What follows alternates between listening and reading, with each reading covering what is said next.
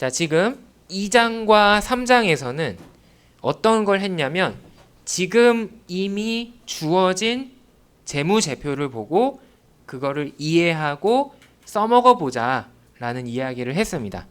4장에서는 연결되는 이야기인데, 그러면 이 재무제표를 앞으로 우리가 미래로 확장을 해보자. 지금까지는 있는 재무제표를 썼다면 4장에서는 재무제표를 만드는 걸 얘기하는데, 어떻게 만드느냐? 올해 것이 아니라 아직 나오지 않은 내년 혹은 2년 뒤 혹은 3년 뒤에 재무제표를 만들어 보자라는 이야기를 하게 됩니다.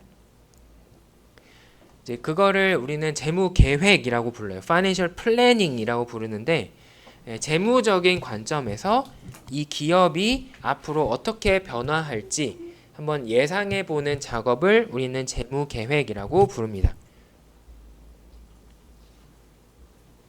그리고 그것의 핵심적인 활동은 뭐냐면, 재무계획을 하기 위한 핵심적인 활동은 재무제표를 미리 만들어 보는 것, 그것도 미래에 대한 예상을 해보는 것을 핵심적인 활동이라고 할 수가 있고, 그렇게 만들어진 미래에 대한 재무제표를 우리는 추정 재무제표라고 부르고 있습니다.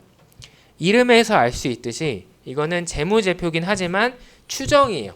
지금 아직 안 일어난 일이기 때문에 내년에는 이렇지 않을까라고 생각을 해본 결과다라는 뜻입니다.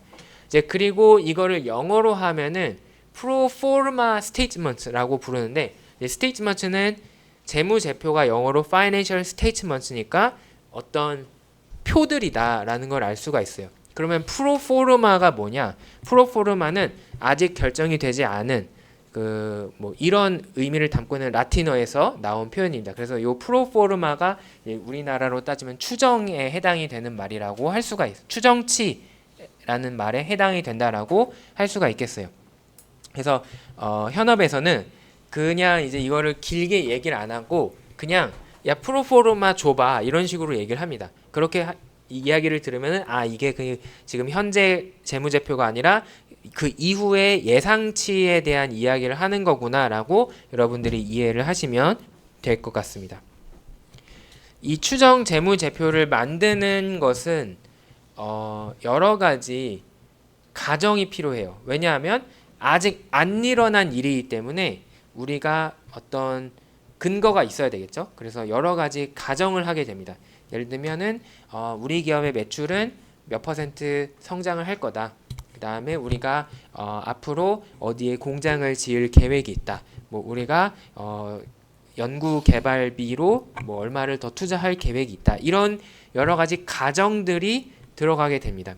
근데 그 가정들 중에서 대표적으로 많이 활용이 되는 것 중에 하나가 매출액 백분율법이라는 가정입니다.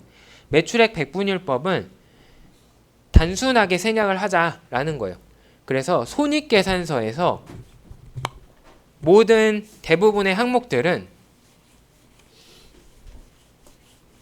매출에 비례한다라고 보는 겁니다. 다시 한번 손익계산서를 구조를 그려보면 이제 매출이 있고 매출 원가가 있고 그다음에 뭐 감가상각이 있고 이제 빼면은 이제 EBIT가 나오고 그다음에 뭐 이자 비용을 내고 그다음에 법인세를 내고 그러면 순이익이 나옵니다. 자, 그러면 여기서 이렇게 여러 가지 항목들이 있을 때 사실 이 중에 가장 결정하기 어려운 것 중에 하나가 뭐냐면 이 매출을 결정을 하는 겁니다. 근데 그거는 이 재무에서는 얘기를 해줄 수가 없어요. 그거는 생산 운영 쪽이나 아니면 마케팅 쪽에서 여러분들이 판단을 하셔야 되는 부분입니다. 우리 기업이 내년에 얼마나 더 팔 수 있을 것이냐 이 문제니까.